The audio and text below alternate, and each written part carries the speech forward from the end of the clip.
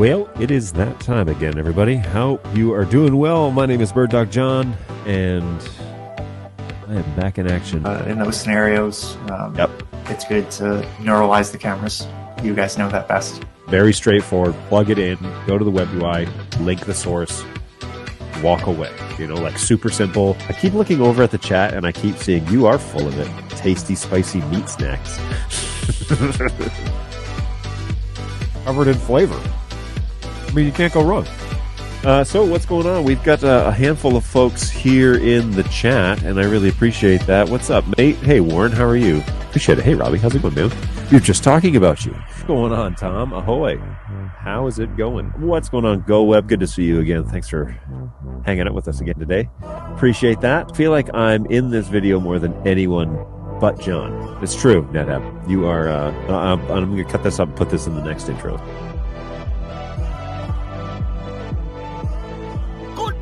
Everyone. That's right, everybody. Hopefully you are doing well. My name is BirdDog John, and we are back for another at least an hour show here on the BirdDog support channel. So hopefully you're doing well, and your week is treating you all right. It's been pretty busy here in support, and a bunch of people kind of in and out today.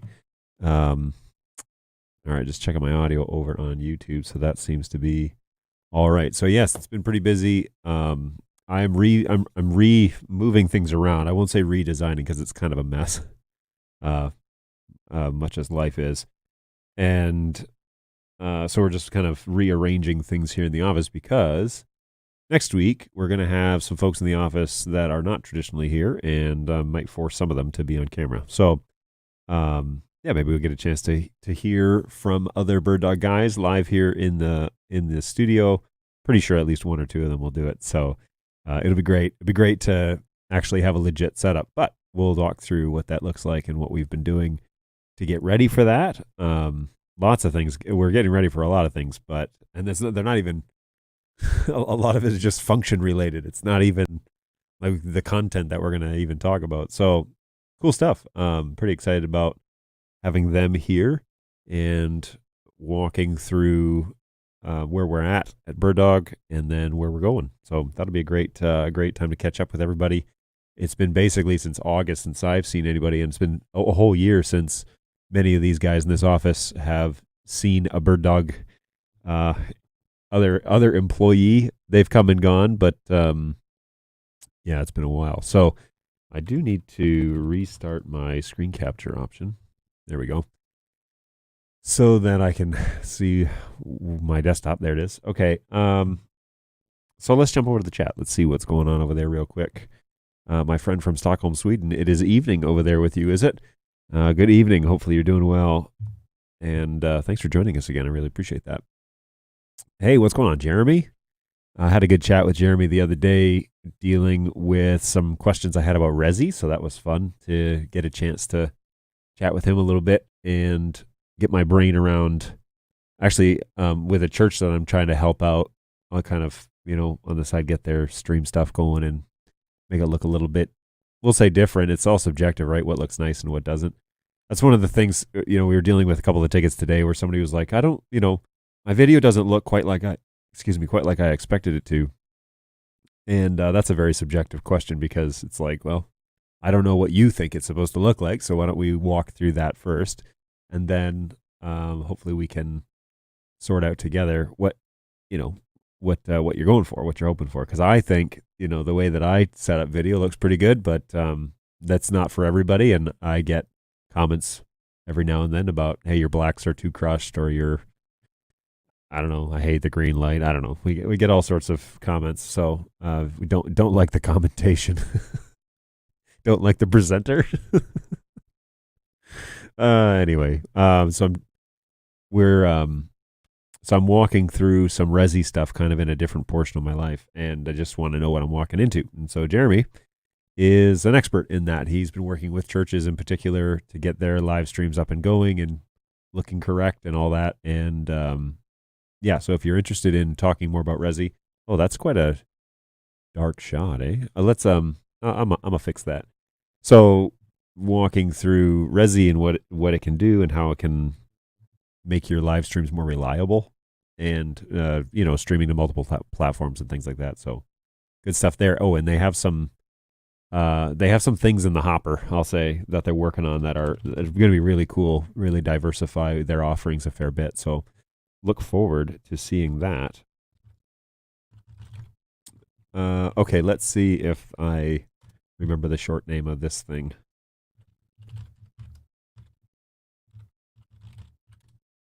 Yep, there it is. Okay, cool. So just going to adjust I'm going to adjust the exposure on the 240 because it's a little underexposed, and it matches on screen, but because it's further away, I actually want it to be a little brighter than it is, just to help out with that. So you can go multiple ways when you're adjusting exposure, but it really depends on what you're trying to do.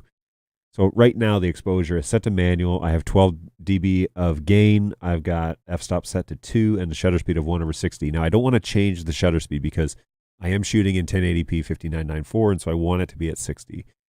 The f-stop I would only change if I was running at 0 gain, which is the opposite of what we're probably going to do here. So we're going to introduce a little extra gain and go up to 15 and see how that works. Okay, so the difference between these two shots, let's just cut between them. So the difference between these two, right? This one is quite dark, and it's seeing a lot more blue as well. So I may need to pull some of the blue out of this shot to level it. But to truly honest, there's a blue light right there that is doing most of that. You'll also notice that the light that I had on this wall is now gone because I'm setting up this studio and I need lights for behind that person. That's for next week. So we'll see. We'll see how that works out. And I'll show you all that setup in a minute, but now I'm dealing with less light over here. And so it's a fair bit of blue going on. Unfortunately, though, the difference is between 12 decibels and 15, it's almost a little too much. And like I said, the blue is really causing the issue. So let's go over to white balance and adjust that. Now, the color matrix is on. And so I have already adjusted into the blues a little bit more to exaggerate the color that's in this room. So the first thing I'm going to do is come down and go a little bit closer to red. And that dulls the picture a fair bit. Let's go towards, nope, I don't like that either. I really want those blues to like stand out, right? And if I eliminate this green light, then you really see the shadows. You really see the lack of light on this one side. So that's the purpose of this color, obviously, is to bring the rest of my face out of the shadows. So, if we're going to pull some of the green out, or if we're going to pull some of the blue out, we're going to lean in towards the green. But you can also do this by increasing the reds. So you can see how you can like make the room, you can make your skin tone work. Like that's probably pretty close to the complexion of my skin, and probably put pretty close to the blue. And then if we cut between these two, yeah, I like that. That seems to be okay. And then I don't really feel like I need to touch the exposure, because it seems like maybe that was the adjustment that I needed. Yeah, it still seems a little dark, but it's probably because the green light. So anyways, those are the two shots that I'm working with today. And there's a reason why I'm only working with two shots. Again, because I'm setting up a third shot for the interview stuff. So we'll talk about that in a second. Let me get back to StreamYard and just talk through the rest of you guys, what's going on over here. Randy checking in from Winnipeg, Canada. How's it going, Randy? Hopefully you're doing well. Thanks for checking in over there in Manitoba. Appreciate that, my fellow countrymen. There's no one here but us chickens. Hey, what's going on, NetHab? Glad to see you're back in action with us. Hello, this is Frank from Berlin. Hey, Frank.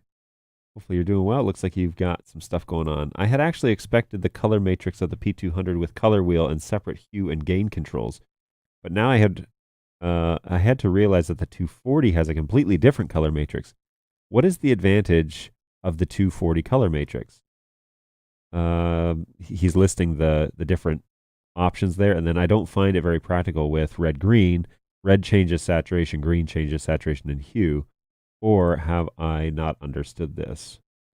What's going on, Mike? Michael? Mr. Rizzo? Sorry. If somebody writes their name Michael, then you shouldn't assume that they go by Mike. But anyways, great question, Frank. And I can walk through some of that a little bit with you.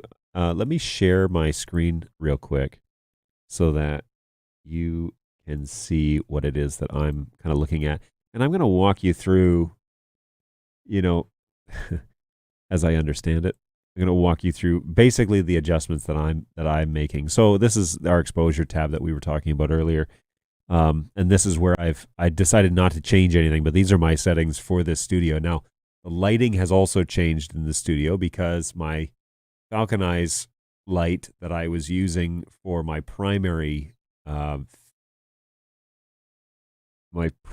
light, my key light, is now turned towards the seated second, or my guest spot. And so I've had to go back to these big soft lights that I had. And really I should probably maybe bring it a little closer, or maybe bring the fill light a little closer, but I've been kind of like trying to not bug everybody in the office with it, but also trying to get it right so that when the group rolls up next week, I'm ready to go. Anyways, this is the exposure for that, and it seems to work all right. Like I said, 15 decibels seems too much, but 12 seems to kind of hit properly. I think it's a little subjective, but anyways. So the color matrix that you're referring to here, yeah, there's a ton of options, and the reason for this is that the sensor that's in the 240 is a fair bit more sophisticated than the sensor that is in the 200. And this is why I think this image is, and we can cut to that image maybe. This is why I think that image is better than the 200, because that sensor is actually doing a whole lot more with the color and the image that it's getting than the 200 is. So just apples to apples, the 200 series, the 240 is, it's a different sensor, and so it's able to collect more, let's say, a more accurate data than the 200. And this is just the evolution of sensors in general. But then because of that step up in sensor, you also get a fair bit more options when it comes to what you can do with the individual colors and how they kind of handle things. Now, we used to show this differently. Actually, I think the 200 might be set that way, or the 200 might still be on that way. But anyways, we used to show like color wheels and stuff, right? But now they're just sliders. And there is, let me think here. So, the web interfaces have evolved a long time, so they're all kind of flooding in my brain right now. But anyways, so I have found that, and it's a shame because I wish that they would have labeled these a little bit different than acronyms, but I believe they're actually listed in the manual if you want to know exactly which is which.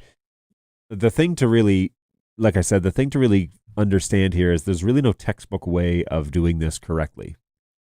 The camera is designed in a way to give you as much flexibility as possible, but to allow you to make the subjective choice. And so people write us tickets and they say, how do I set up the 240 for, what's the optimal settings for the 240? It's like, well, every room is different. It's just like every person is different. And so if every room is different and every person is different and you're using it, the 200 will give you options to get to the result that you want. But the way that you achieve that goal and the way I achieve it might be different. So, and what you accept as an acceptable image. Like I've had, for example, marketing isn't thrilled that I use a green light. And so when they try and do a screen capture, they have to remove the green from my face and restore. And it's basically, it looks like this. You've seen it at the beginning. If you see the scheduled images, the thumbnails that I use, marketing had used an image that I had of me, I took a frame of me smiling at the camera and it had this green light on it. And so they removed the green to make it more even. And I jokingly reached out to them. I was like, oh, you didn't like my green light? And they're like, no, actually, we just wanted it for something else. And then we just started using that one instead of going back to the original. Just fine, whatever. Anyway, so a lot of this, like I said, is because the information, the light information in my room is blue heavy. And I just had a conversation with somebody too who said, I really don't like that everybody uses blue, but I know a lot of streams that use blue, like that's like their go-to. Fair enough. Again, subjective. What you think looks good, not necessarily what I think is going to look good. So People are different, and you have to decide on a path, which is probably the most difficult part of the entire process, deciding what your look is going to be, and then honing in to what that look is. And so, if I can, so for those of you who are into stream design,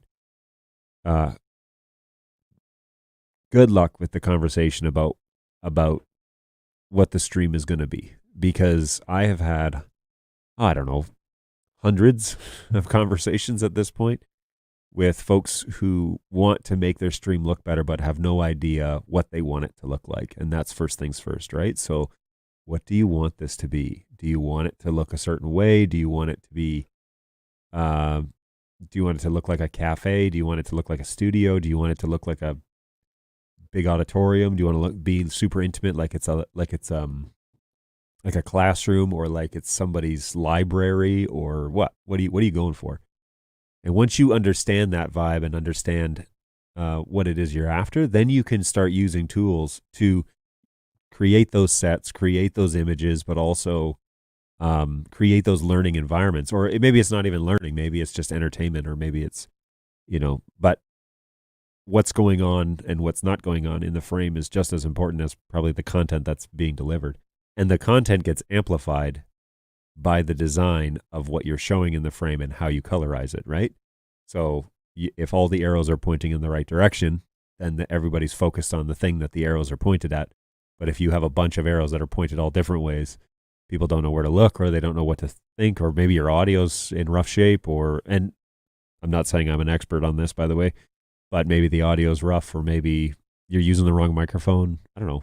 There's all sorts of, so I went on a tangent, and I'm really sorry about that, Mr. Frank. All right, so after I say all that, let's see what people say. Show the vector scope and how the sliders push the colors around. Ooh, good idea, NetHab. Let's do that. Blue is such a nice, calming color for video, though.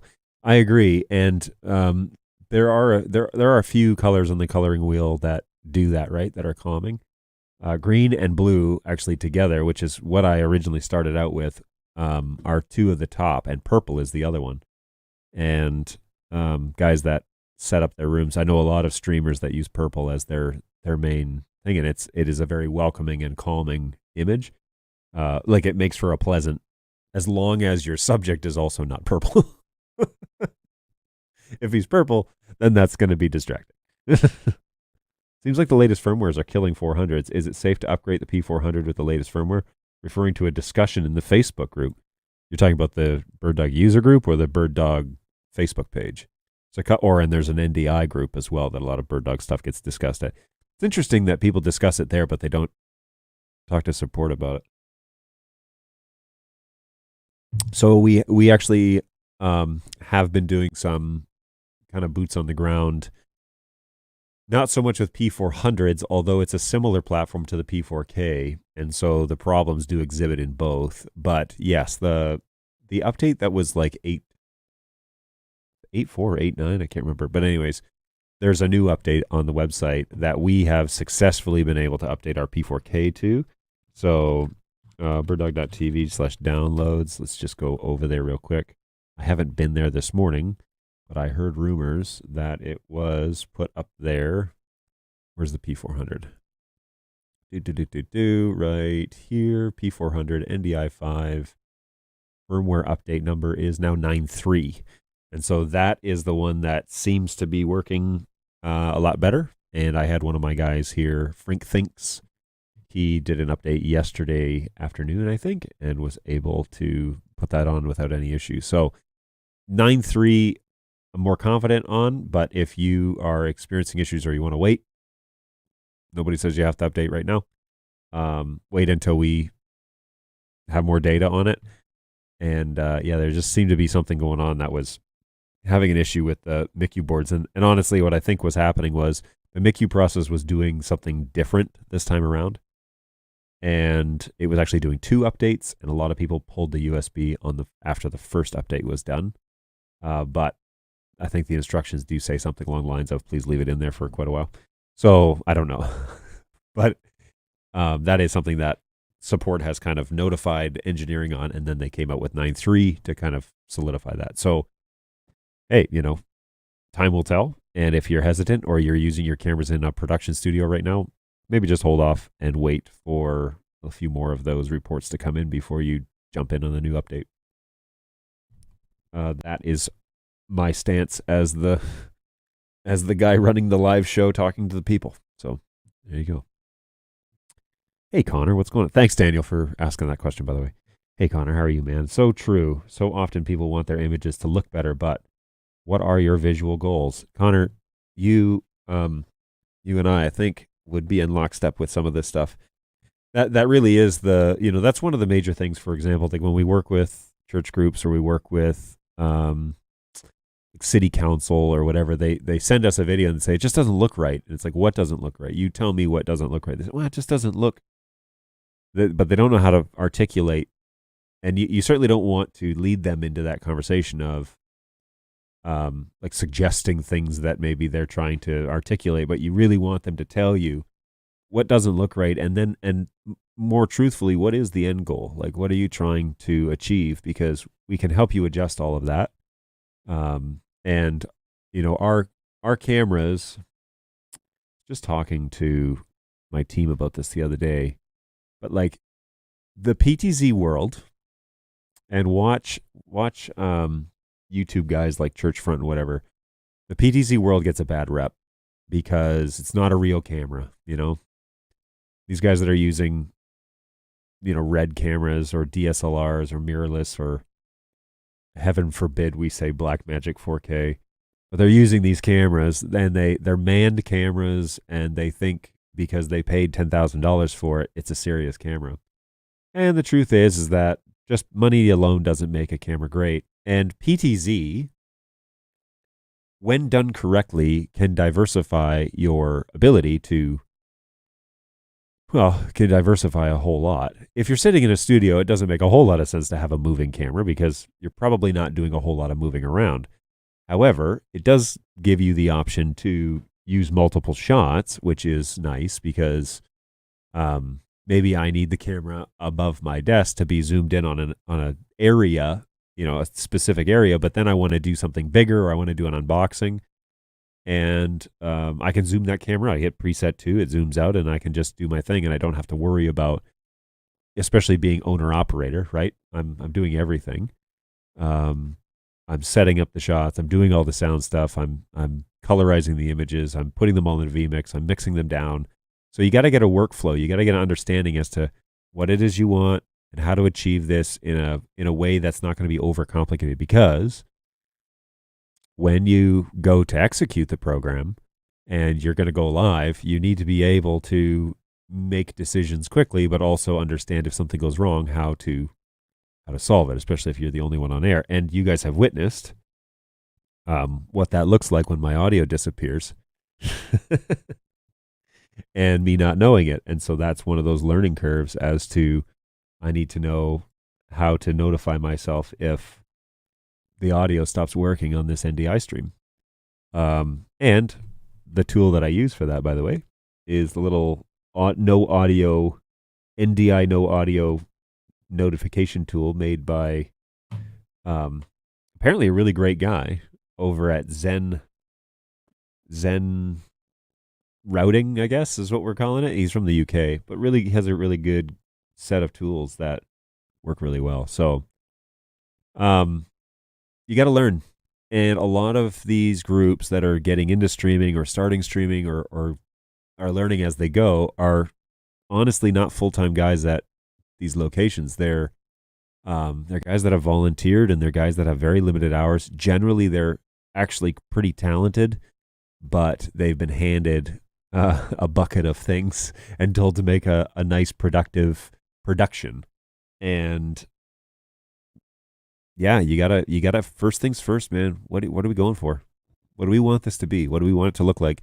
What do we want it to look like in the next 4 weeks? Ask that question. And it's going to take some hashing out and a lot of tears. It's going to take some letting go of preferences and dreams in some regards, but it is going to get you moving towards a goal. And if you can iron that out, write it out, put it on a whiteboard, whatever you got to do. What do we want this to look like? What's the end goal, and how do we want the audience to be focused on what it is that we're producing?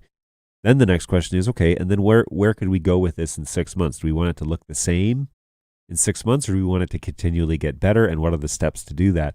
And when you lay out those big goals, then what you can do is go back and break them down into tangible steps so that it gives people, especially those who don't have vision, who don't have the ability to, like, they see something they like, but they have no idea how to get there. You can then break it down into chewable tablets for, okay, this week we're going to fix the audio inputs and we're going to test it like crazy and we're going to put in the time and get it right. Because once we get the audio right, then we don't have to do that again. We can go back and we know that we have the, or how we're even going to route the audio.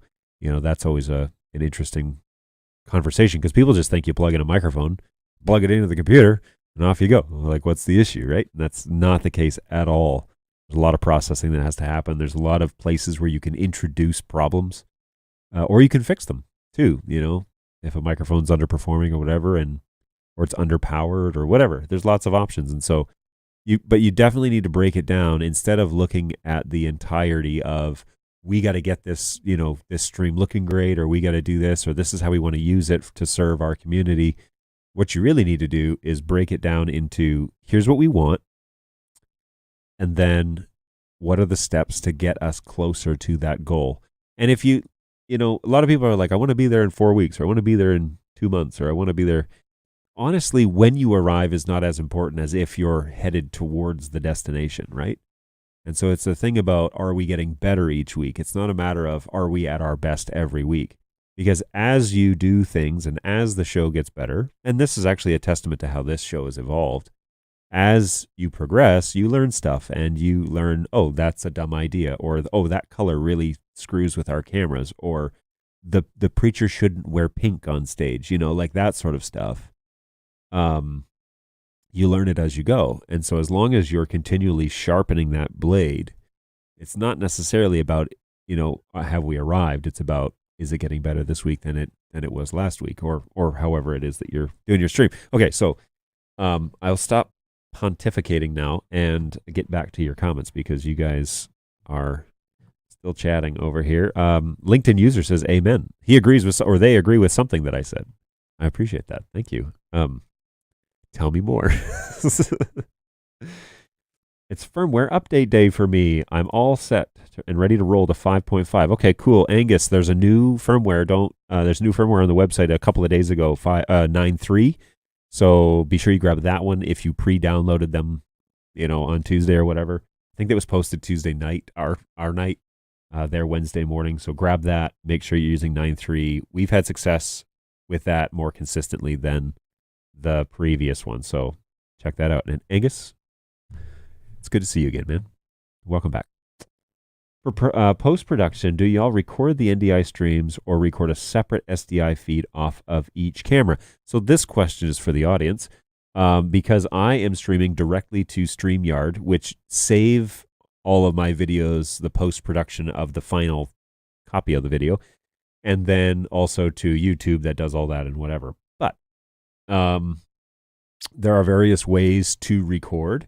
I have heard of both methods being used, actually, where they save to a device where each stream. So we route the real, the show, the real live show over NDI. We send that into vMix, blah, blah, blah. But then we take all of those streams out SDI and go into an ISO recorder and record all of those streams while the show is happening. And then for post, we cut it together, or we use the footage and, or cut out the pieces that, like, okay, we're going to do a 15-minute educational bit.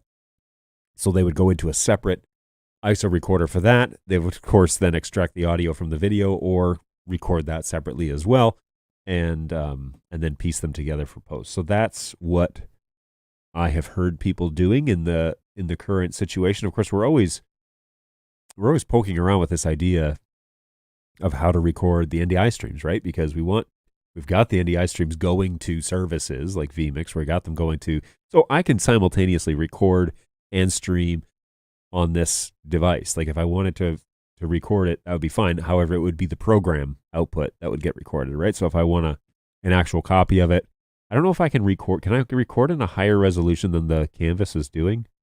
I had somebody on YouTube the other day say, I really want to watch this in 4K. And the bad news for him is I'm not even recording this in 4K because that's not the purpose of the show. Is not to show how big I can stream stuff. The purpose is to generate content based on your comments. And so those are the ways that I know people are doing it. However, there are conversations of integrating it into other services that we have, and potentially having a record button that can record individual streams or record whatever it is that you're sending it. And as long as the system is obviously robust enough. So there's two approaches. The first is you buy a piece of hardware that has the horsepower. And quite honestly, in my heart of hearts, this is exactly how I like to operate. I like to buy the thing, to do the thing, to execute the thing, right? So if I'm going to record the show, I want to buy a recorder, and I want to get the video into the recorder as natively as I can. If I want to stream, I want to get all of the streams coming to one direction. I want to cut the show, and I want to push it to a device that's going to push it up to the service accordingly. I don't want to buy an all-in-one box that is like a jack of all trades and master of none. And I know that phrase goes on, but nobody knows the rest of it. So I don't want to be so spread thin. And we experienced this actually when I was using OBS. So I was on this machine. Yeah, this machine running OBS, running all of the streams into that, and doing all the audio into that, and doing, it was just overloading OBS. And the last day, the story, as you all know, the last day I used that was the day Dan, the owner, was here on stream at this desk with me. And we were just chatting and talking and taking questions from the group. And it was horrible. It was a horrible experience in terms of it not working correctly. So got away from that, went to Wirecast, and then I went to vMix. And vMix seems to be the one that is able to handle the CPU load. Now I've made some changes, some serious hardware changes since then too, to keep that CPU load down. But this computer runs vMix when I'm in the show. That's its job. And this computer over here runs StreamYard when I'm in the show. This one can cut video. It's pretty decent, whatever. But this one runs vMix. This one runs StreamYard, and the NDI stuff comes in over one switch that's configured on a 4250. So that's how I know it to work. So buy a piece of hardware that does the thing to do the thing. If you're trying to record the NDI streams, though, there are a few software options that do that. I don't know about their reliability yet because I haven't stressed them or done that. But I know those options are kind of on the horizon. You can see them developing too, because now that you have them as ones and zeros, wouldn't it make sense to be able to save those streams? The problem becomes size. Right, at 140 megabits per second, those files are going to get huge fast. And I can't even imagine how much data I'm pushing through a 2-hour show like this to get all that going. I suspect HX2 and 3 would be the way forward with that because it's such a lower bandwidth. And if you're recording, then timing is not of the essence, right? Because you're recording it to save it. So you're getting decent quality, but you're recording it after the fact. And so that might be the way to do it, and to do that like individual stuff. vMix can multi-record NDI sources. So here's a thing that I have not explored. I do see the multi-quarter option here, but I haven't looked into how it works or if it's reliable. So I might do that. Might check that out.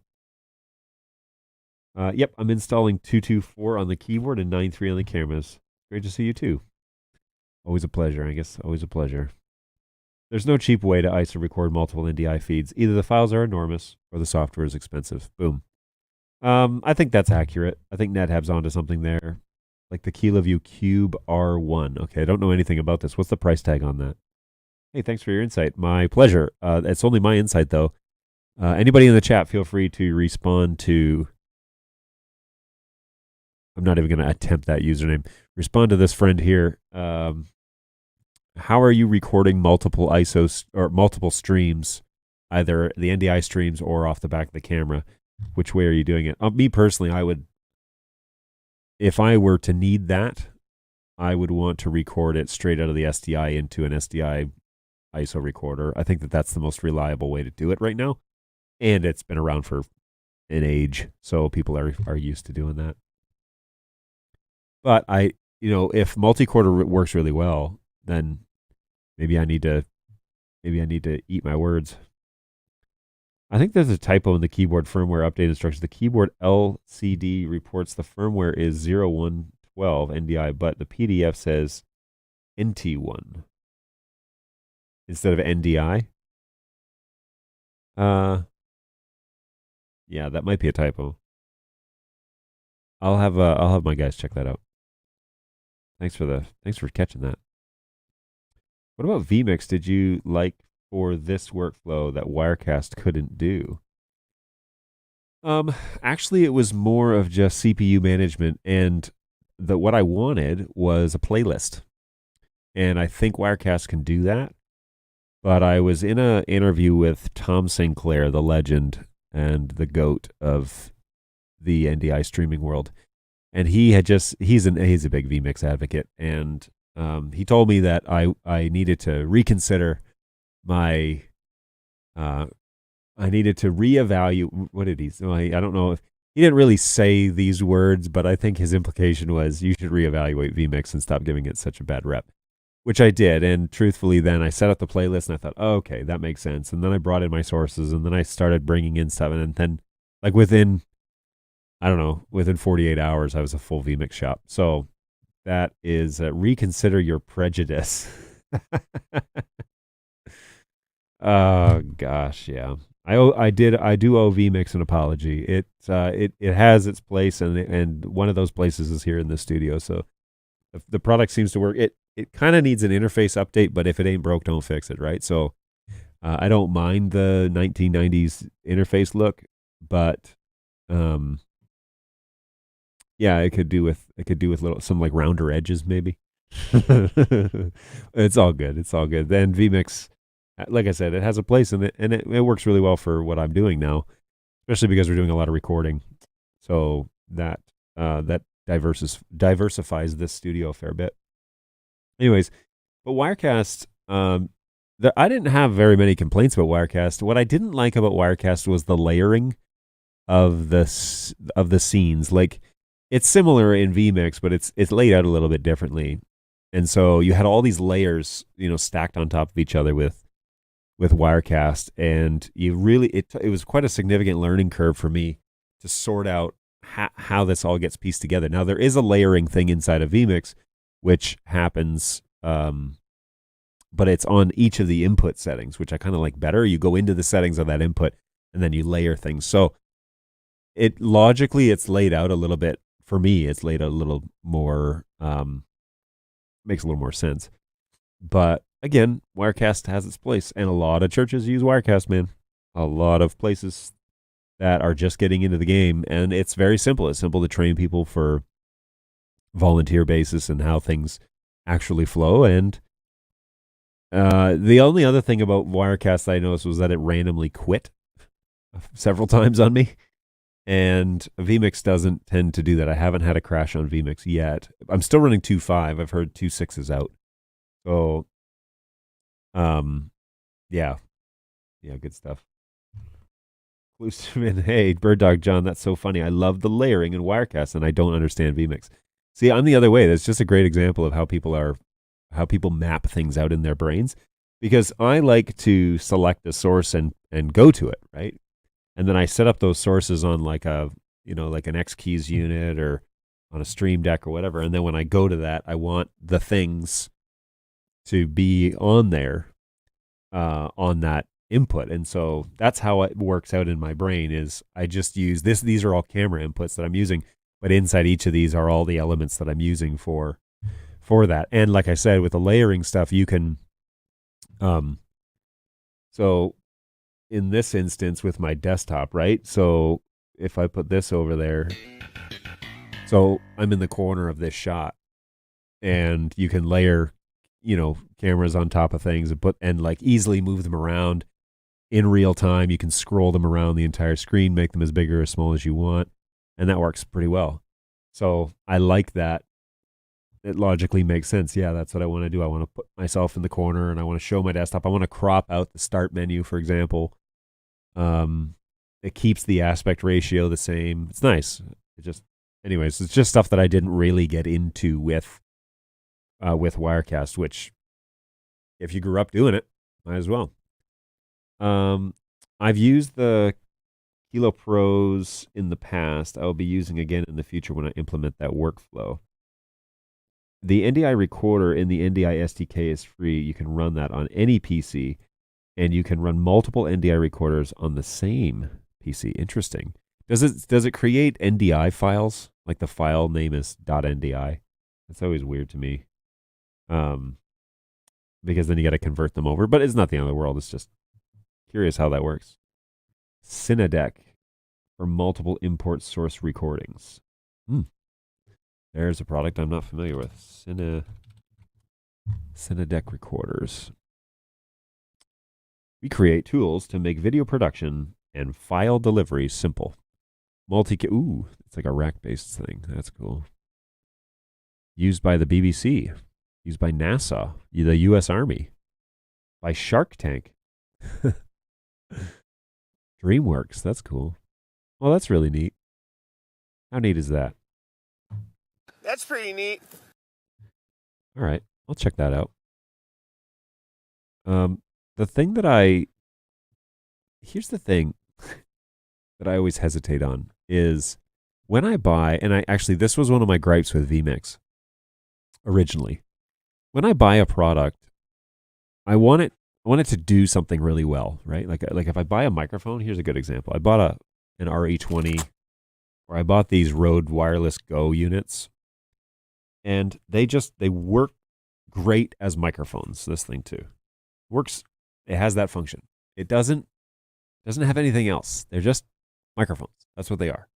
And it doesn't need to be anything else. Unfortunately, folks get into this budget tight situation and they want to have a product that does 6 or 7 things. But you compromise on a lot when you buy something that's that diverse. And my complaint with vMix was their system requirements were pretty low, and it was just basically, pick a computer and it should run. And then when it failed, the blame was always on the computer, and I didn't like that at all. I thought, no, you're not specific enough for how to make this work, and so, you gotta be more precise. So, yeah, I held off on using vMix for that reason, because it just seemed like, you got to be more accurate with what it is that you require. However, I have a pretty good machine, and it seems to work pretty well. So, we need to test vMix in multiple tickets, and so that's primarily why I put it on this machine. But then I started building the show out on it, and it is pretty simple, and I do like the fact that it can be used with X Keys and Stream Deck natively, and can call stuff, and we can, there's a whole bunch of things. So I do appreciate that, and I have softened a fair bit on my vMix complaint. I went from having only heard of vMix in the passing to a paid user in under 48 hours. It fits my brain so well. There you go. You can also use a vMix Instant Replay to record up to 8 NDI sources. Nice. How big do your hard drives need to be to handle 8 NDI sources full-on recording? The KiloView is about 3,000 for 9 channels, but version 1, and no way to use that as master. We had discussions last week. I didn't like it, but the TC Elite 2 at the end. Anybody have information on time codes with KiloView? That I don't. I'd be interested in learning, though. Do both NDI and SDI redundancy is your friend. Chris speaks the truth. If you use the Stream Deck plugin for Wirecast, you can set up each element and layer on the fly. It's so easy. KiloView Pro for ISO recording, for context. Boom. Wow, that camera switching is fast. Love it already.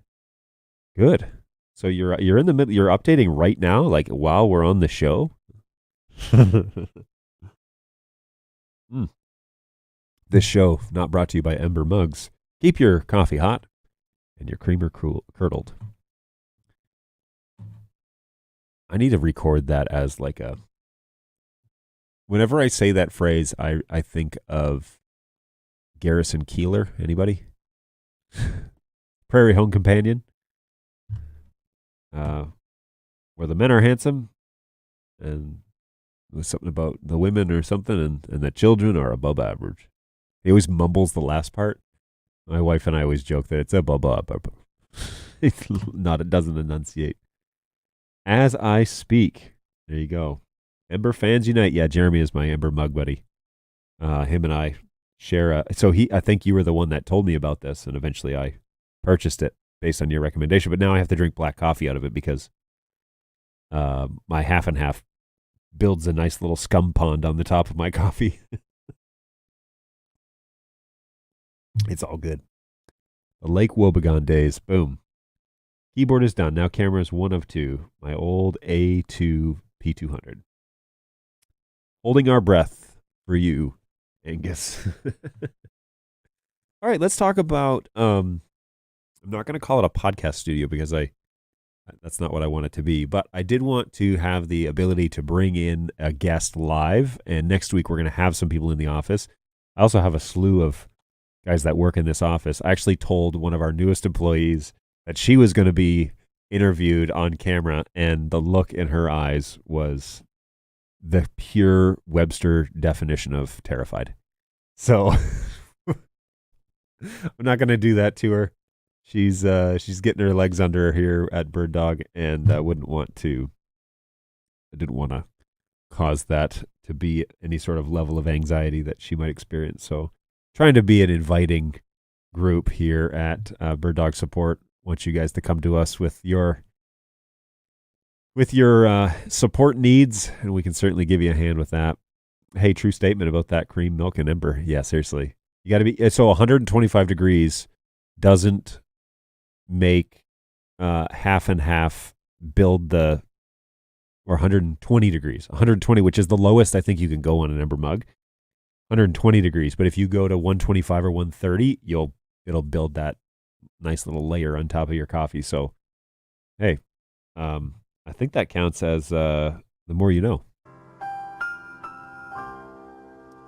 So my little podcast studio here is coming together. I've been working on it for, here and there for a couple of days, trying to get things situated. I have enough equipment, I think, to pull this off. I've had to change the lighting, like I said. So I've gone back. My primary light is now this softbox because the Falcon Eyes, which doesn't actually need to be on right now, is pointed at the seat for that guest. And you may have noticed in the secondary shot that I have going on, we'll get to that. Yes, ember mugs. They have a battery inside which keeps your coffee warm.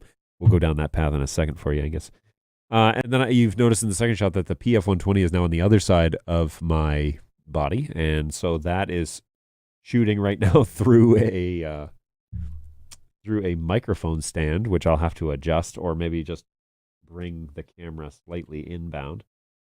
I'm gonna say something. It's probably not too controversial, but the PF120 is the unsung hero of the NDI world. It is this really slick little box camera, but it has such a great image on it. And if you just need a static shot or a zone shot, that is the jam. And the f-stop on this thing goes down to like 2.0 or what is it? Let's go. PF120. Is it under studio? No. PF120, which I'm going to give this camera a demo in a week or two, in 2 weekends, just to see how it handles the being mounted up front and blurring the background and everything. A lot of churches have gotten into streaming, and they have shallow stages where they have like a back wall right behind them, and then they're improperly lit. So we're going to give this guy a run for his money. But yeah, f-stop 1.8, and that's when it's all, zoomed all the way out. So as you zoom in, that changes a little bit, but the lowest it will go is 1.8, which is pretty incredible, which gives you that nice soft natural background. It's not artificially cut out like the iPhone.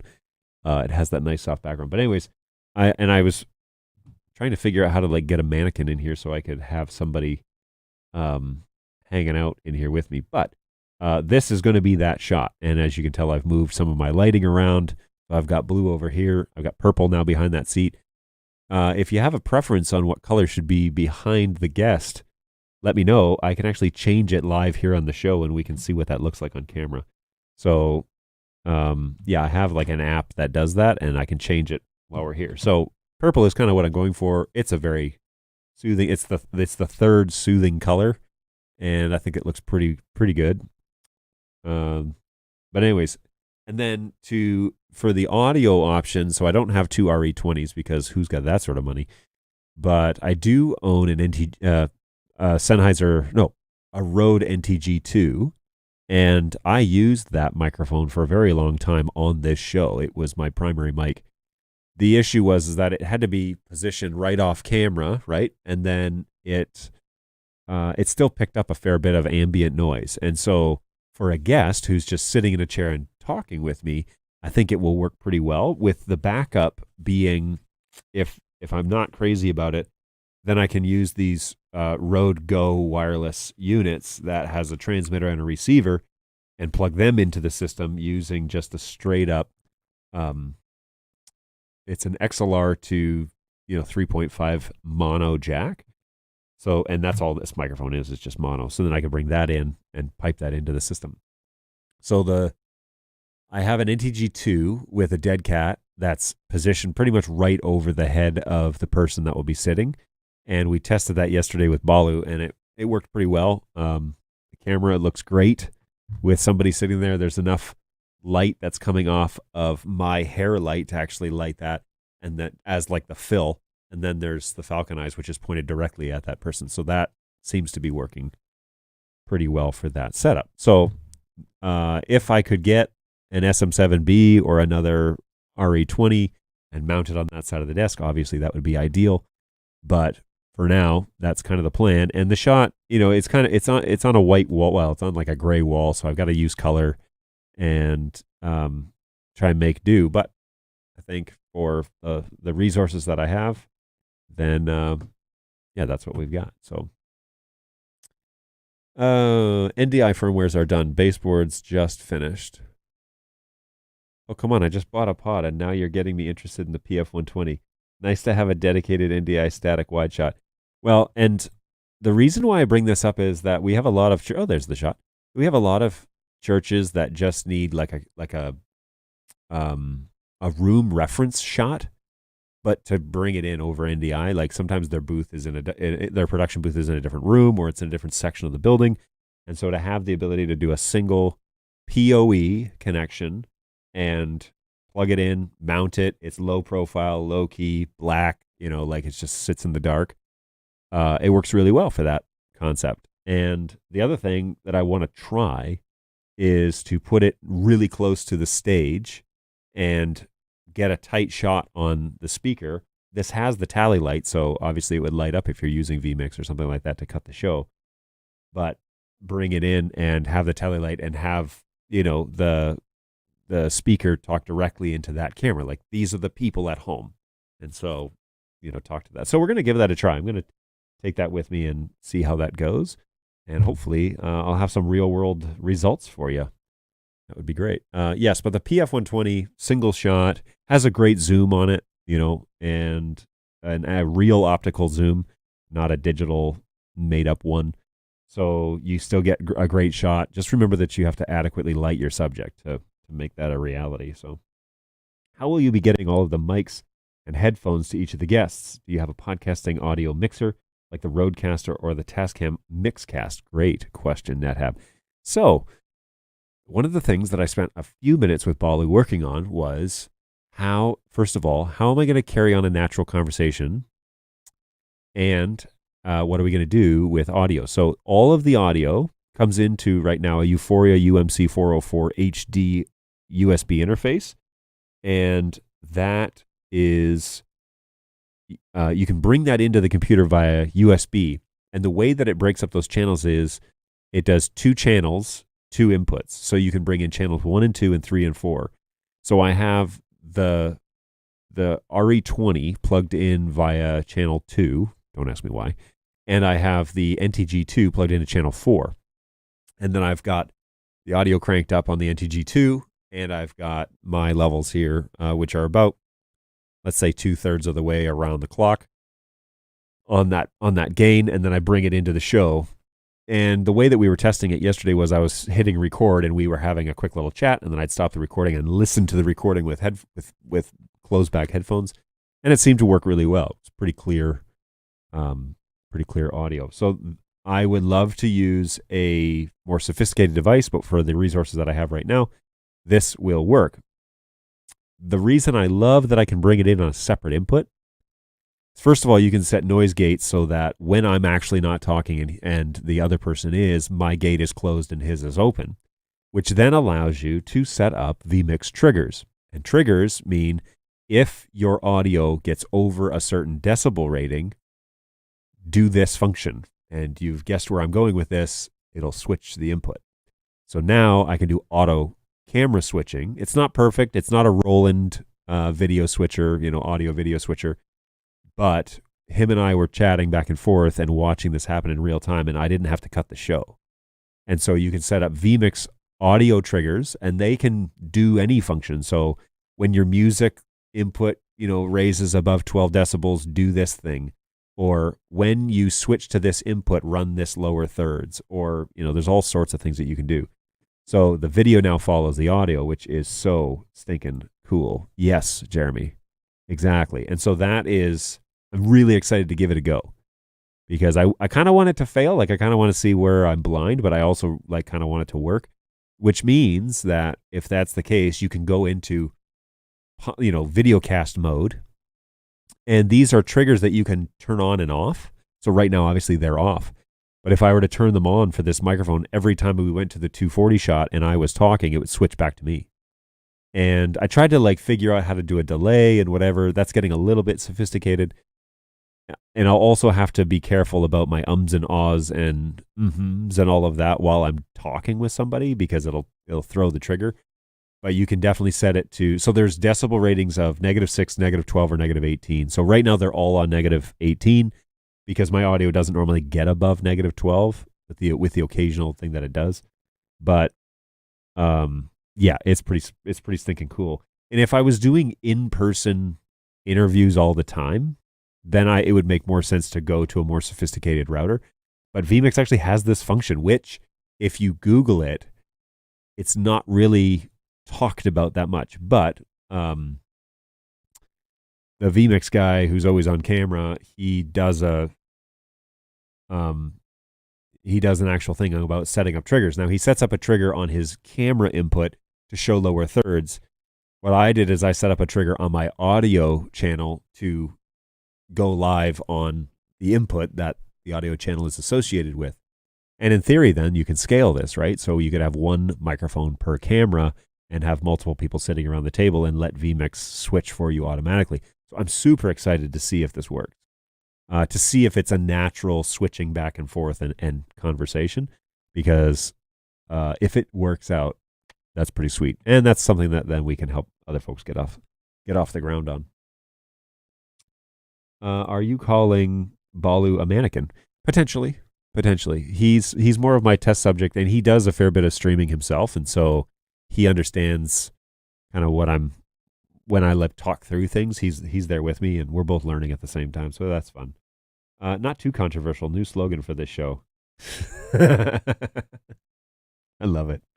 We should totally do that. So, and then the headphones. So I have a general mix, that comes out of the Euphoria UMC 404 HD, and it's just a headphone mix for both the channels, and I can hear both microphones in my headphones. I'll just get a splitter for that and give the guest headphones and give me headphones, and we'll just talk through it that way. Quite frankly, we don't need headphones because we'll literally be sitting across the table from each other, and this table is not very big. But that's how I would do it, like at NAB or on a busy floor or something like that. You could do it that way. So yeah, real quick, Angus, just back to your Ember mug question. This is a self-heating mug. I think they're in the generation 2 now. Jeremy, correct me if I'm wrong. But they have they have a couple of colors, white and black at least, and they sit on a little charging base, just like your wireless phone does. They sit on a little charging base. I don't know if you can see this. It's got coffee in it, so it's going to be kind of hard to show you.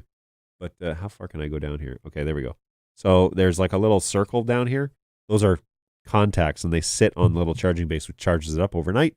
And you come in and you pour your coffee, and it keeps it warm for at least an hour on battery. But if you leave it on the charger, then it's all day. Just be careful with the creamer. That's all I have to say about that. But so far, so good. Jeremy's had more than one of them because he used his so much. So the Rodecaster Pro 2, I highly recommend this. I'll have to check that out because I don't know much about it. So yeah, I want to check that out. PTZ control feels like I've always wanted it to. You guys just saved me thousands upon thousands of dollars. Sorry, Scarhoy. I won't be replacing my keyboard anytime soon. Well, that is a huge compliment. I will be sure to tell the engineers tonight during the meeting how you feel. That's clever. Are they dishwasher safe? No, I think they're hand wash only because they have like a coating on them. But I don't have a dishwasher at the office, so I have to hand wash everything that I use. But yeah, really cool. And you know, the issue that I had was I wanted to use a mug. Like I got travel mugs. Ooh, there's still coffee in here too. That's home coffee, and then Brayton made office coffee. Anyway, so yeah, I want to use a mug because it's easier at the table and whatever than using a travel mug all the time. And I bought this and I had it at home. The reason why, so when I was working out of my house originally with the support department, I bought the mug because I was walking up and down stairs getting coffee from my kitchen, and then it would always go cold. It was going cold in the mug all the time. It took 30 minutes. My coffee was cold. So I bought this Ember mug. Actually, this is when I kind of first met Jeremy. I think, Jeremy, we genuinely met at NAB October, New York, right? You were at NAB New York with Wirecast, I think, or Telstream. And yeah, we chatted there, and then he started hanging out on the stream, and he said, oh, I have an Ember mug. So then I got looking into it, and I was like, oh, this is going to happen. So I spent the money. It's a little pricey, but I spent the money, and yeah, it's been great, and it saved me from having cold coffee at home. But anyways, then I left it at home. We moved here. We had a coffee pot. I was drinking coffee, whatever. Then I realized that Ember mug is just sitting at home doing nothing. So I brought it to work where we don't have a dishwasher. I have hot coffee all day, which is great. And yeah, it's good. It's good stuff. So there is the story that you didn't know you were going to get here on the BirdDog Support Show. The engineering team nailed it. It feels so good to run with these cameras. Great job. Angus, I'm thrilled at how happy you are with that update.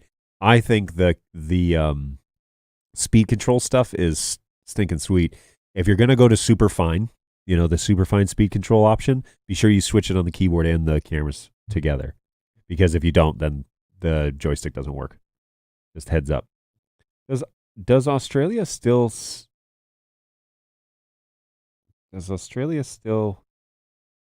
suck or stuck? I don't know. It says stuck, but I think you mean suck. On coffee stores, it took us 50 minutes those days to find a merchant down in Perth. Oh my word. No, actually, at the new BirdDog headquarters, there is a coffee shop downstairs in the lobby. And it's pretty good coffee. And then those dudes buy coffee and they have coffee machines, like real ones, because the sixth employee, fourth employee. Well, I did an interview with him, Alessandro. He, if you want to see Alessandro, it's over on the BirdDog YouTube page when we were at NAB. Great dude, really funny. One of the lead marketing guys that works with Eamon all the time. He's Italian, and so he knows his coffee. We'll put it that way. He knows his coffee, and my knowledge of coffee is greatly dwarfed by his intellect when it comes to that stuff. So they have proper coffee machines in the office over there, and he was happy to give me a training lesson on how to use it and get the best essence of coffee from the beans. So good time. So I think they've gotten better with coffee. It's not as prevalent as it is over here, I don't think, in terms of it's not everywhere. We stayed at a really nice hotel when we were in Australia in August, and their breakfast was expensive, and the coffee was from a cafe. And so it was all right, but it just seemed odd that it was such like a, oh, you want breakfast? Oh, that's going to be like a fair bit. And then, oh, you wanted coffee with that? It's like, anyway, I'm pretty sure the coffee at that place was out of a machine, if I'm not mistaken. Anyway, all good. I drink coffee in all forms. I don't discriminate. And normally I drink so much of it that I have to buy cheap stuff. So when I have good coffee, I'm a little nervous to have good coffee because I don't necessarily want to not be able to drink the cheap stuff, right? That is the great. I have a friend who he stopped drinking. So in Canada, he stopped drinking Tim Hortons and started drinking Starbucks, and now he can't drink Tim Hortons coffee because his palate is too refined. So he didn't tell anybody at first that he had gone over to the dark side. It's ironic because now he drinks black coffee. And he didn't tell anybody at first, and so people kept bringing him Tim Hortons coffee, and he'd sit there and like have a sip and then leave it on his desk and have his meeting and try to be polite about it. But anyway, people were just trying to be nice, and he should have just said, hey, let's go get a Starbucks or something. But anyways, I don't want to be that guy. I don't want to ruin my coffee palate. Hello from Barcelona. Hey, what's going on, Fernando? Hopefully you're doing well. Are you at the show? If you are, go by and see Jake. Great show indeed, but I'm hoping for more NDI stuff, especially on the networking side. Sure, what do you want to talk about? What sort of NDI networking stuff do you want to talk about? Because we talk about that a fair bit, and so I don't necessarily want to do it ad nauseum for the regulars, but I'm happy to discuss anything about NDI, networking, cameras, whatever you want to go down. Let's. What are your questions? Let me know. Yeah, I went straight to the superfine control, as you should. It's actually a great. Do you feel like the joystick's faster? Like, do you think the control, if you run it all the way up to 255, do you feel like the motor's quicker? Because we do. I've had 2 guys in the office at least say that to me, and I think that, which, yeah, the opinion that matters. I'm just one of you guys. Do I need to switch to Superfine on both PTZ keyboard and camera? Yes. Where is that setting located in the camera GUI? It should be on either the advanced. No, it should be under cam control.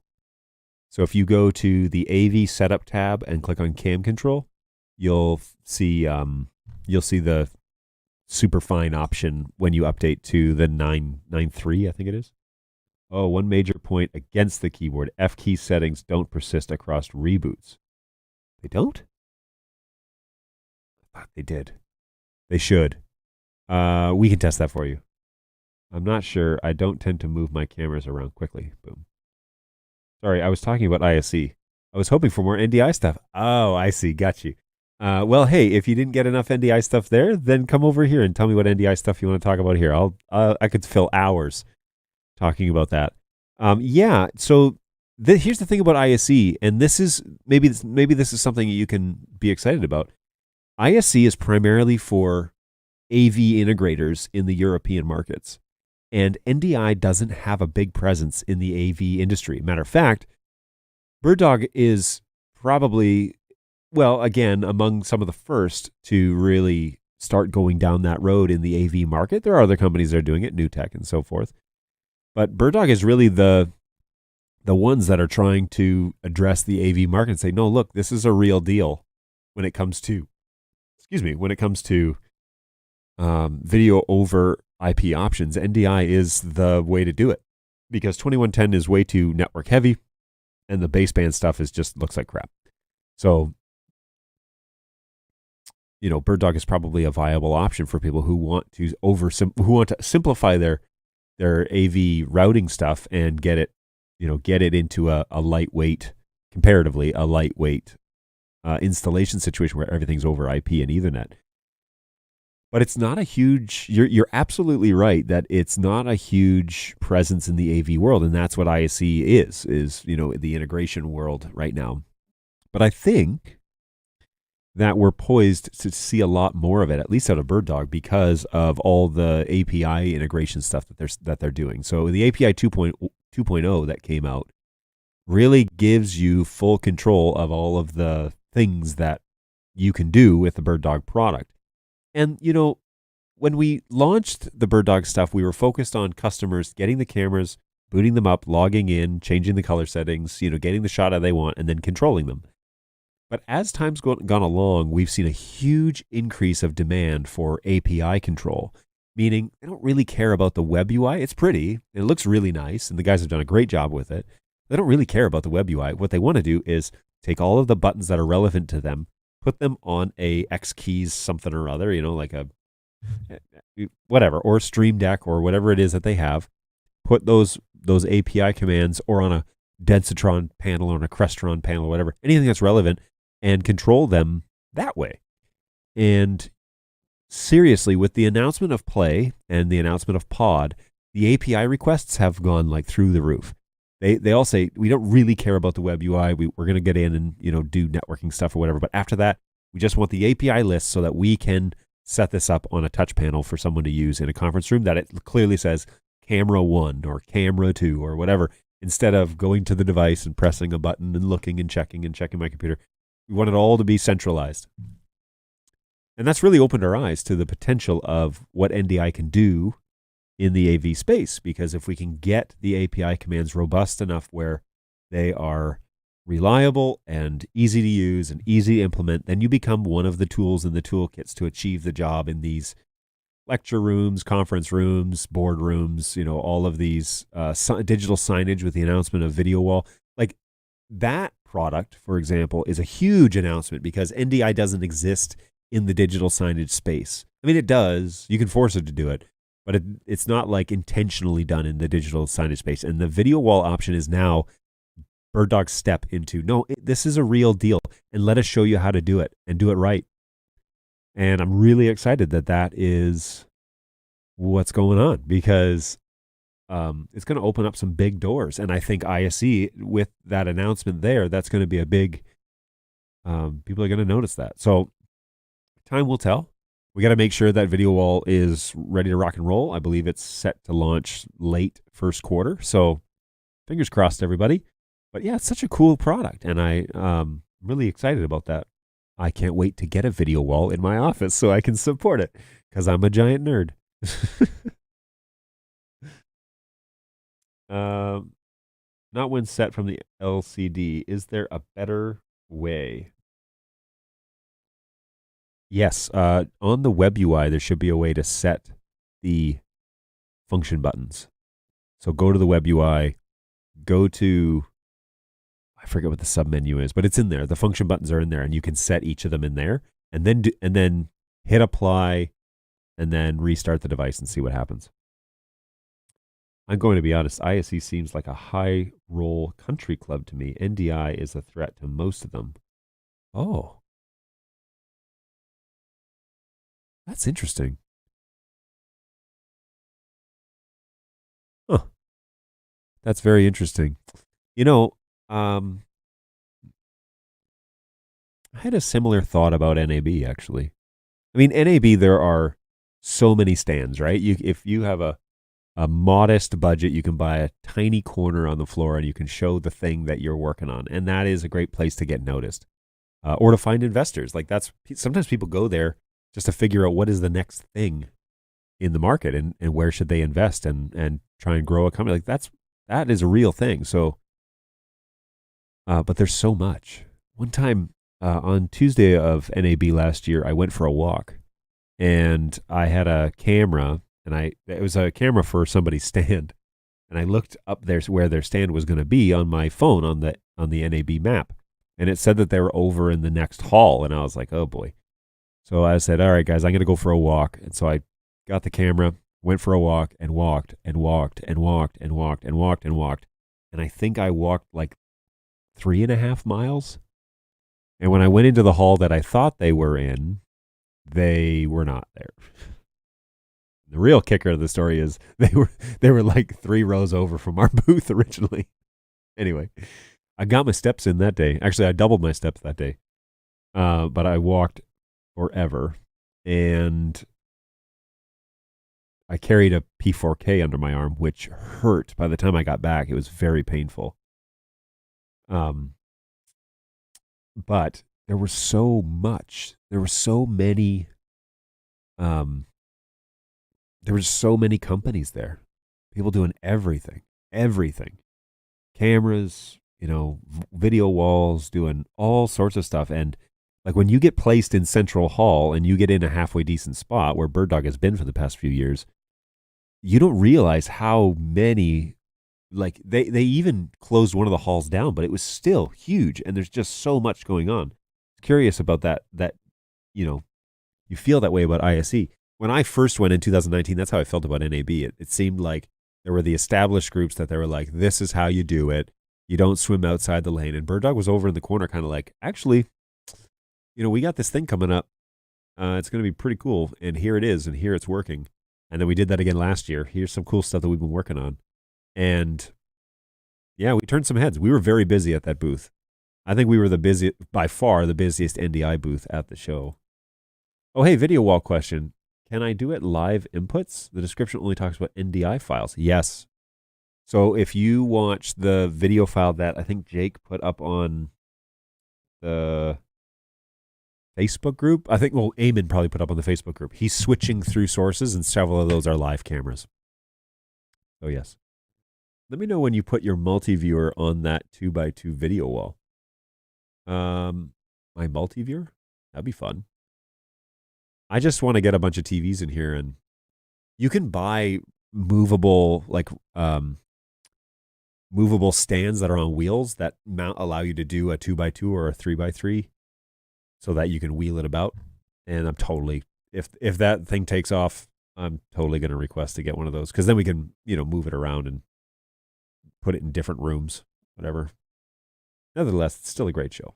Well, great. I'm glad that you think the show is going well over there. I'm sorry that I don't get to participate in that one, but I know the European group and Jake, who is over there, and Jamie, who's over there, they're all doing a great job. So I'm excited to see what opportunities come out of that. I see something in the API settings, but no option to choose the cameras, only API functions. So on there, it should say function buttons, right? I wonder if I don't know if I have a keyboard online. Yeah, I think that there is like function buttons and API. I thought you could drop down and select the function that you wanted on that screen. Maybe not. Was the API command selected? Because it should save it, because of the API option, you're supposed to be able to save your APIs, and then you reboot the thing and it should boot them back up. So it's you should be able to save the function buttons. I know that's something that we talked about too, about the function buttons in this latest update. So I'd be surprised if they don't save on reboot. So Fernando has a point. Installers charge per cable. So any reduction in cabling, both power, data, and video, is a hit to their billable hours. I agree, which is an interesting place to be with NDI, right? Because you're saving money for the customer, and the integrators are the ones that are looking at you like, you're trying to put me out of business. We're not trying to put you out of business. We're just trying to make a very flexible protocol that you should be an expert in and know how to bill for it. I got a quote for $63,000 to rewire my stage racks at church. Wow. That is a lot of money. I found the best stuff at the smaller booths, but they're not part of the group. It's true. But remember, companies like BirdDog were part of those smaller groups at one point. That's good to know. I'm looking forward to seeing it in action. Yeah, me too. In the API page, there's an option that says set profile in F key mode, but there's no way to actually build a profile. No, it was in the F key mode. And also didn't save the joystick. Yeah, calibration. Yeah, so if you restart the NDI chip on the keyboard, you don't have to redo the calibration. But if you reboot the board, then you have to recalibrate. That's the difference there. Wow, I made it to the end of the chat. That's crazy. You guys have been just a going. Okay, so we do have a Snacks on Stream box, mystery box today. I don't know what it is. So let's go ahead and do that little bumper real quick, and then we'll have a go. John's just making up stuff to start drama. Look, I don't know. Look at him. Wish me luck, folks. It's my first Vegemite experience.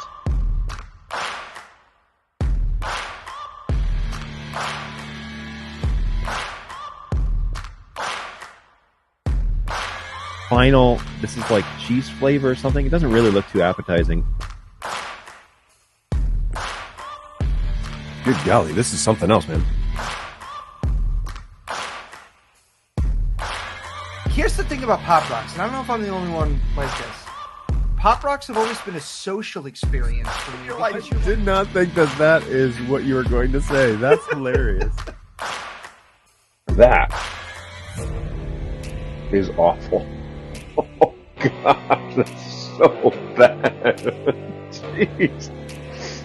Holy smokes, man.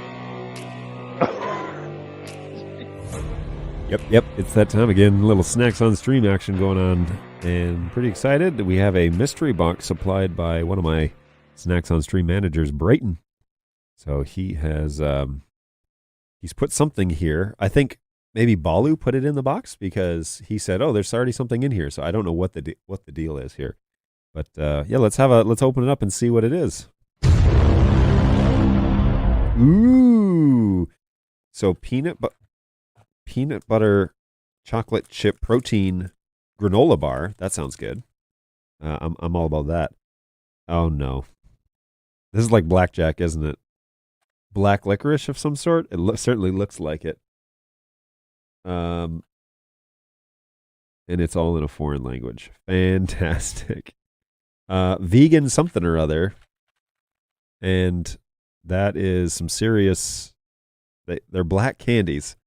That can never be good, but it does definitely look like a form of something licorice. And so, these guys have been really kind to me over the past little while, so it's about time for them to send me something that I'm not going to enjoy. So I'm going to save the granola bar because I'm pretty sure that will be fine, unless they've injected it with some sort of black licorice something or other. But we need to get into this, and we need to find out whatever it is. The licorice is the actual snack. I added the protein bar to save you from the taste afterwards. So Brayton has jumped in. He is aware of what this actually is, evidently. Let's go ahead and translate the information on the back here. Yoink. All right, so modified potato starch, glucose syrup, licorice extract. Oh, geez. I'm not a black licorice fan, so this is going to be painful to watch me do this.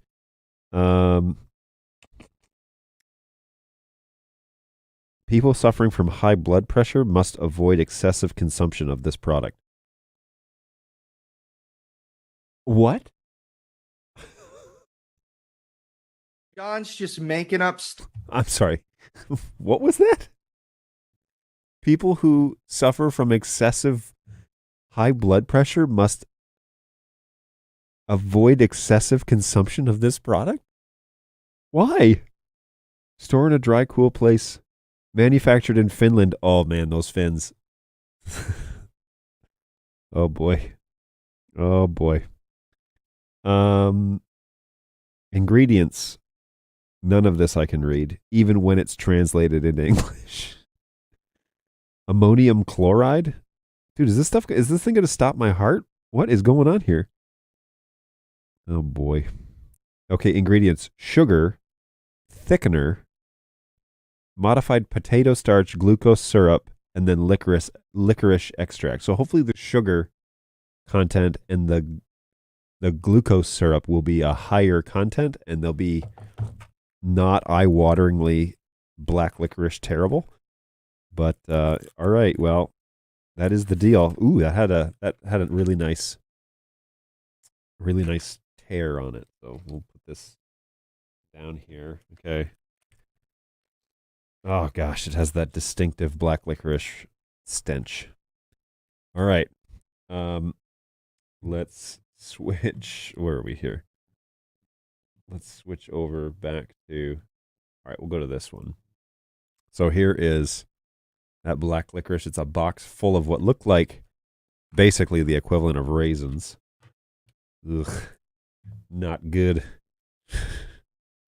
And just for everyone's understanding here, well, this camera needs to be adjusted too. They are just these little black licorice candies. So this should be, pretty sure this is going to just be terrible. But yeah, Here we go. Oh gosh. Oh.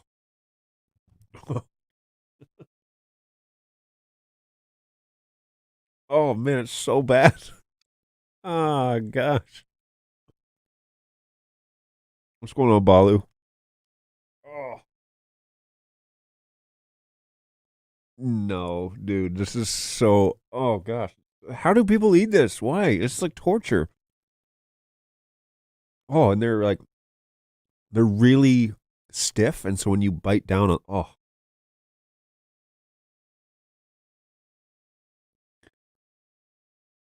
oh boy, yikes, man, this is so brutal. Not a black licorice fan. Jeez, it's like every time I think like, okay, just chew it up and it'll like go away. Every time you bite down, it gets stronger. Oh, seriously, who is making these candies and still thinking, oh gosh, jeez, so gross. That's the first thing in a long time that I haven't been able to swallow that. Oh, jeez. I don't think there's been a Snacks on Stream where I haven't like actually got through one of them. Wow, that is incredibly strong. Good golly. It doesn't taste good. It's like it tastes like a chemical burn is what it tastes like. Oh gosh. Oh. Oh. Also forces whichever camera is selected. Oh, I just keep getting like hit with it. Camera is selected to run through a reboot dance when you power up the keyboard. Really? That's interesting. That like recalibrates the camera? I don't feel like that's I don't know that symptom. I'll have to check that out. Eating this will make you so angry at whoever gave it to you. Your blood pressure will rise. I would love black licorice. We'll come over and get it. Pandorica. Good golly.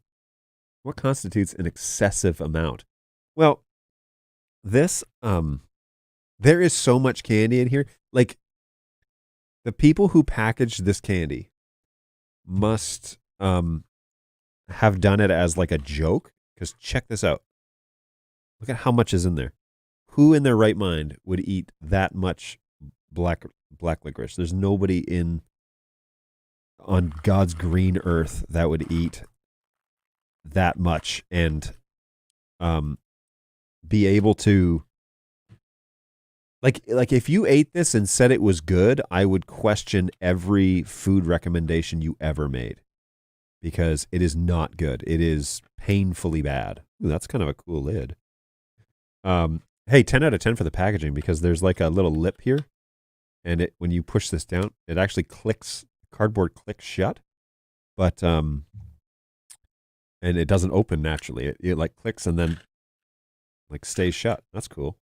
But then you have to force it open. Very neat. All right, well, terrible candy. Really terrible. I didn't even get through it.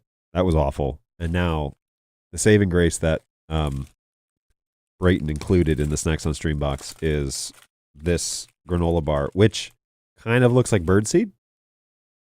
Supply, I believe, by Balu. So it's very birdseed-like, but it has chocolate in it. And so I'll pretty much eat most of the things that... A granola that has chocolate in it, for sure. Hello from Finland. Enjoy the snack. Oh, man. Daniel, we got to get you over here and like show you what sweet tarts are. Dude, stay out of it. That's poison. It's certainly... I think so, yeah. I think that's incredibly accurate, Fernando. Only eat one. You can just spit it out. I love black licorice, but these had some weirdness, sweetness to it. What's going on, Large Gaggle? Yeah, those were unique. I don't like black licorice on face value, but that was like extra pain for some reason. I told you so. This granola bar is good. Yeah. It has 7 grams of protein, which sounds like a lot, but it's not really. So I'll move on. If you chew it, it's just going to be in your teeth for later. Yeah, that's why I'm having the granola bar now. Worse than the mite. Wow. Yeah, I think they're on par. Things that I don't want to try again. This is horrible. This thing is not licorice. This thing is a crime. Do you have a box of them out there? Are you trying them as well? There are a total of 4 boxes. Wow. Yikes. I'll give you $100 to do it. To do what? $100. To eat the whole box and give myself whatever sort of cancer they're warning you against in whatever language, the Scandinavian language they have on this box. I had it in my mouth for about 10 seconds, and then even after chewing gum for the next minute, it was still lingering. It's horrifying. This was recommended on my stream. That guy can't give any more recommendations. What's going on, Ben? Hey, Ben's going to get us back on target here. So I have 3 BirdDog plays in a room on the same switch. Okay. Their IPs are all neighbors. Okay. I changed the input from one of them. 3940 went to BirdDog screen with the IP address. When I fixed 4041 went to the BirdDog screen.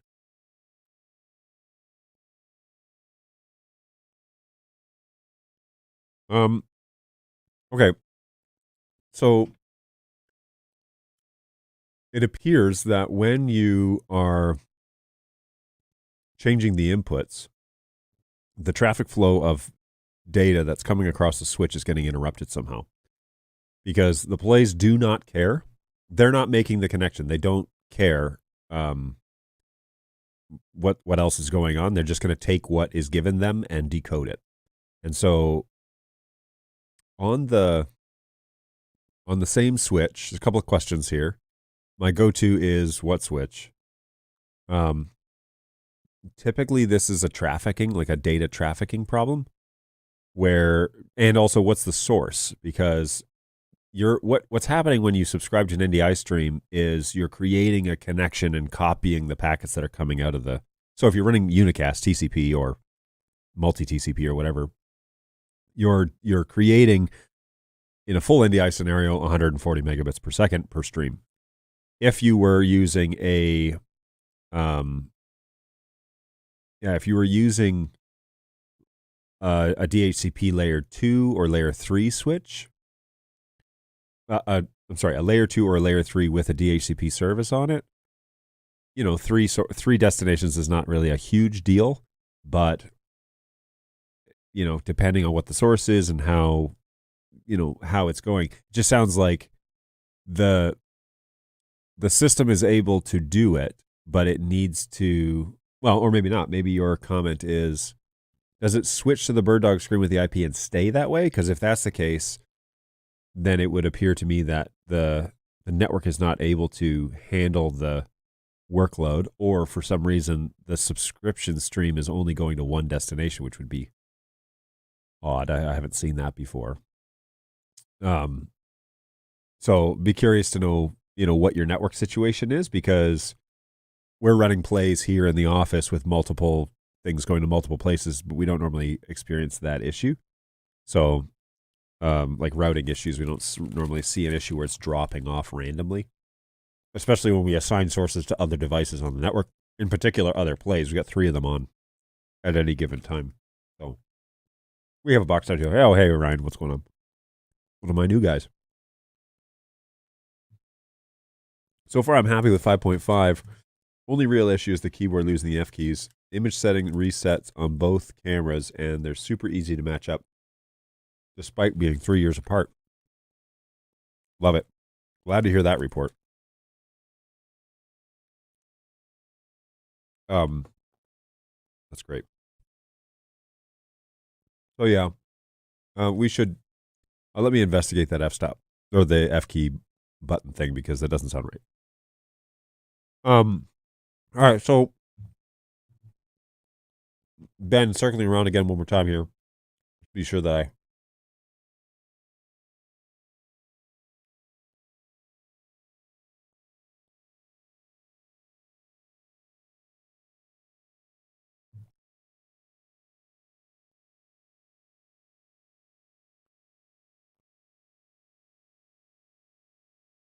All right. So, yeah. 3 bird dogs in a room on the same switch.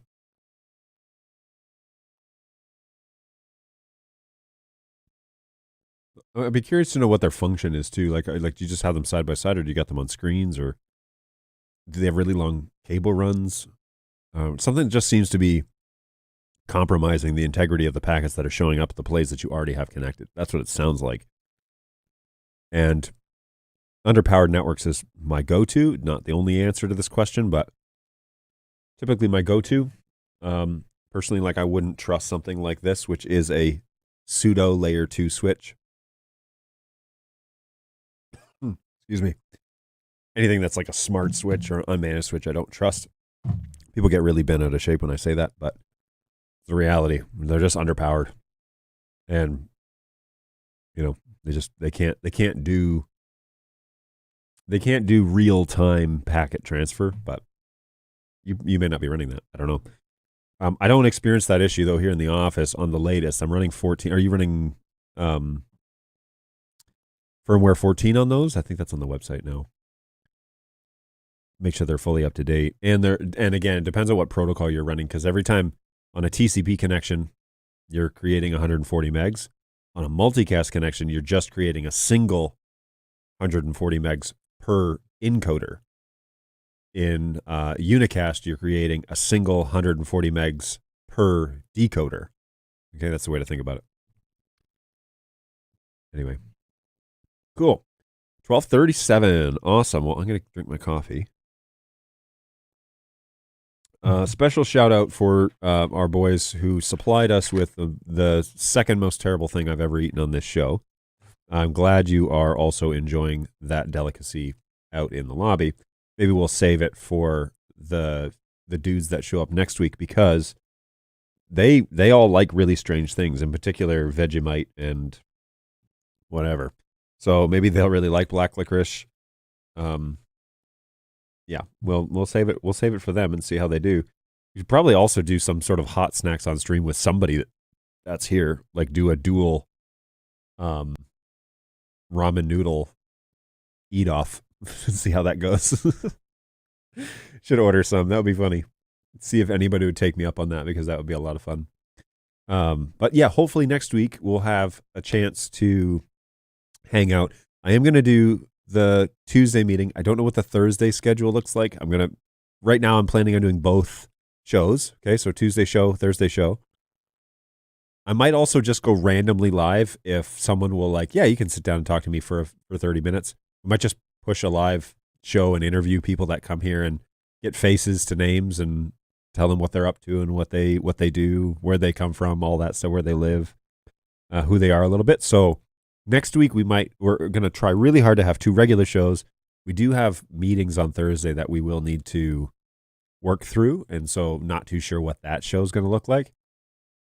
If anything, I would love to have one of the ELT members in on that show, because that's the time slot, and then just interview everybody else kind of as they are able.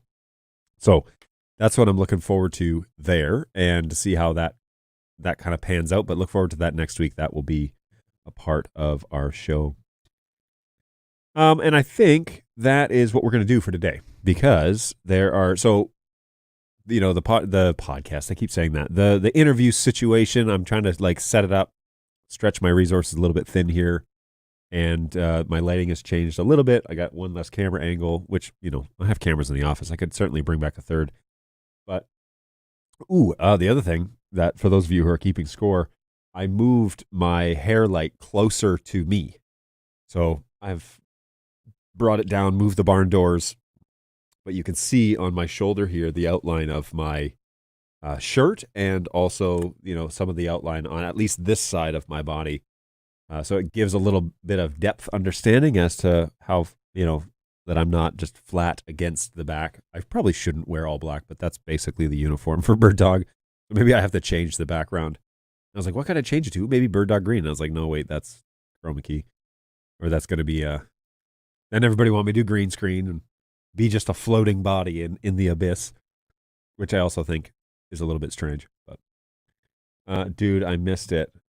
What was the snack? Just the black licorice? That and a pretty healthy well, I don't know about healthy, but a pretty delicious peanut butter and chocolate chip protein granola bar. Let me cut here. So protein granola bar and made by Kodiak. I guess the story goes that Balu got like a good deal on them, or like got some cash back situation. So he's always buying stuff and putting it in the pantry. So that's quite good though. The coffee Brayton made is really good, and this is from the Upside Down because it's awful. So yeah, yikes, good golly, I couldn't even get through one of them. So yeah, if anybody wants black licorice, there's several boxes of it available here at the BirdDog office. You're welcome to come and hang out. All right, guys. Well, I am going to wrap it up. We're going to see you guys next week. Hopefully, we'll have some guests on the show, and I'll let you know more about that as we get closer to that day. But I hope that you are planning on having a good rest of the week. I hope that life is treating you well, and that, if it's not, come back on Tuesday and hang out with us again, and we'll try and make it a little better, eh? Be good to yourselves, though. Be good to one another. Take care of each other. And we'll see you guys next week sometime, probably Tuesday. Take care, guys. Bye.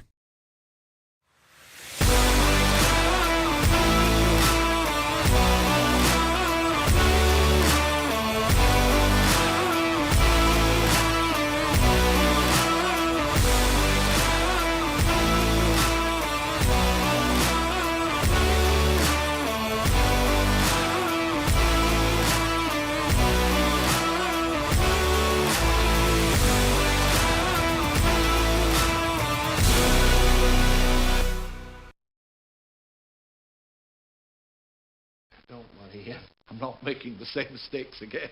No, you're making all new ones.